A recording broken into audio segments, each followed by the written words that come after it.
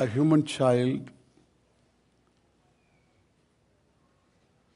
is born and for quite a long time it's a consumer. It cannot be consciously a contributor.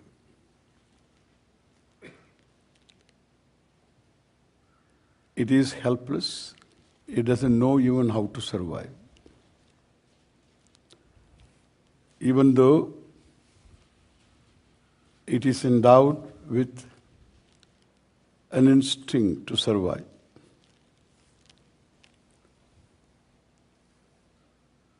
It needs the help of mother or a foster mother to survive. It can't afford to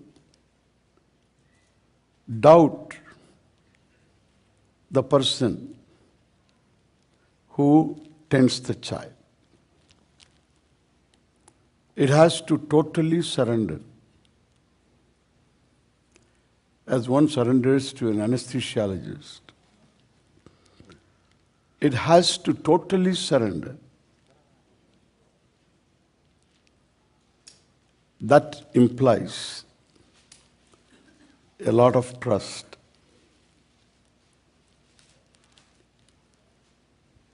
That implies the trusted person won't violate the trust. As the child grows, it begins to discover that the person trusted is violating the trust. It doesn't know even the word violation. Therefore, it has to blame itself. A wordless blame, which is more difficult to really resolve. A wordless self-blame. As the child grows to become an adult, so far it has been a consumer, but the growth of a human being lies in his or her capacity to contribute, to be a contributor. One cannot contribute unless one feels secure. One feels big. One feels I have enough. To be compassionate is not a joke. It's not that simple. One has to discover a certain bigness in oneself. That bigness should be centered on oneself. Not in terms of money, not in terms of power you wield, not in terms of any status that you can command in the society. But it should be centered on oneself. The self, you are self-aware. On that self, it should be centered, a bigness, a wholeness. Otherwise, compassion is just a word and a dream. You can be compassionate occasionally. More moved by empathy than by compassion. Thank God we are empathetic. When somebody is in pain, we pick up the pain. In a Wimbledon match, final match, these two guys fight it out. Each one has got two games. It can be anybody's game. What they have sweated so far has no meaning. One person wins. The tennis etiquette is both the players have to come to the net and shake hands. The winner boxes the air and kisses the ground, throws his shirt as though somebody is waiting for him. And this guy has to come to the net. When he comes to the net, you see his whole face changes. It looks as though he is wishing that he didn't win. Why? Empathy. That's human heart. No human heart is denied of that empathy. No religion can demolish that by indoctrination. No culture, no nation, and nationalism, nothing can touch it because it is empathy. And that capacity to empathize is the window through which you reach out to people. You do something that makes the difference in somebody's life. Even words, even time. Compassion is not defined in one form. There is no Indian compassion. There is no American compassion.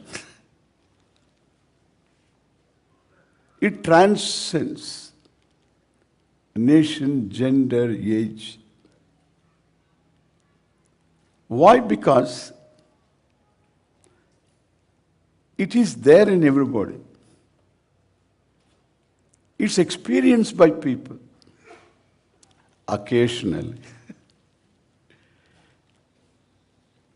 Then this occasional compassion, we are not talking about.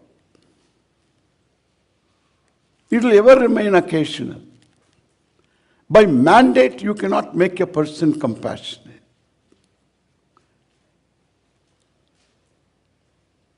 You can't say, please love me. Love is something you discover. It's not an action. But in English language, it is also an action. I will come to it later. So one has got to discover a certain wholeness. I am going to cite the possibility of being whole, which is within our experience, everybody's experience.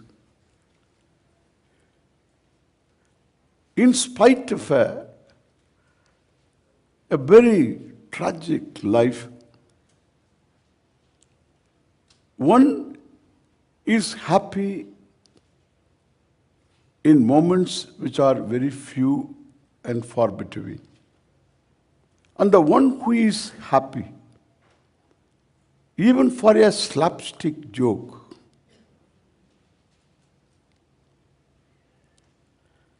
accepts himself and also the scheme of things in which one finds oneself. That means the whole universe, known things and unknown things, all of them are totally accepted because you discover your wholeness in yourself. The subject, me, and the object, the scheme of things, fuse into oneness. An experience nobody can say, I am denied of. an experience common to all and sundry. That experience confirms that in spite of all your limitations, all your wants, desires unfulfilled, and the credit cards, and layoffs, and finally baldness, you can be happy. The extension of the logic is that you don't need to fulfill your desire to be happy. You are the very happiness, the wholeness that you want to be. There is no choice in this. That only confirms the reality that the wholeness cannot be different from you, cannot be minus you. It has got to be you. You cannot be a part of wholeness and still be whole. A moment of happiness reveals that reality, that realization, that recognition. Maybe I am the whole. Maybe the Swami is right. Maybe the Swami is right. You start a new life. Then everything becomes meaningful. I have no more reason to blame myself. If one has to blame oneself, one has got million reasons plus many. But if I say, in spite of my body being limited, if it is black, it is not white. If it is white, it is not black. Body is limited. Any which way you look at it, limited. Your knowledge is limited, health is limited, and powers therefore limited, and the cheerfulness is going to be limited. Compassion is going to be limited. Everything is going to be limitless. You cannot command compassion unless you become limitless, and nobody can become limitless. Either you are or you are not. Period. And there is no way of your being not limitless too. Your own experience reveals, in spite of all limitations, you are the whole. And the wholeness is the reality of you. When you relate to the world, it is love first. When you relate to the world, the dynamic manifestation of the wholeness is what we say, love. And itself becomes compassion. If the object that you relate to evokes that emotion, then that again transforms into giving, into sharing. You express yourself because you have compassion. To discover compassion, you need to be compassionate. To discover the capacity to give and share, you need to be giving and sharing. There is no shortcut. It is like swimming by swimming. You learn swimming by swimming. You cannot learn swimming on a foam mattress and enter into water. You learn swimming by swimming. You learn cycling by cycling. You learn cooking by cooking, having some sympathetic people around you. To eat, what do you cook? Okay.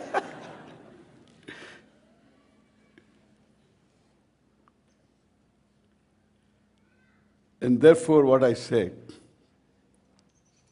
you have to fake it and make it.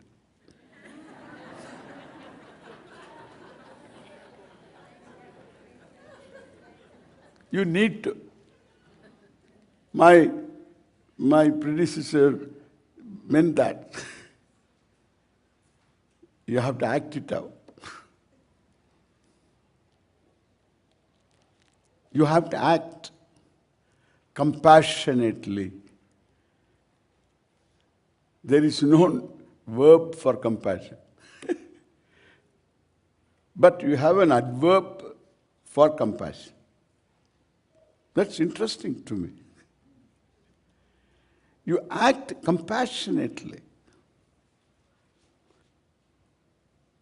But then how to act compassionately if I don't have compassion? That is where you fake. You fake it and make it. This is the mantra of United States of America. You fake it and make it. You act compassionately as though you have compassion. Grind your teeth. Take all the support system. If you know how to pray, pray. Ask for compassion. Let me act compassionately. Do it. You'll discover compassion and also slowly a relative compassion. And slowly, perhaps, if you get the right teaching, you will discover compassion is a dynamic manifestation of the reality of yourself, which is oneness, wholeness, and that's what you are. With these words, thank you very much.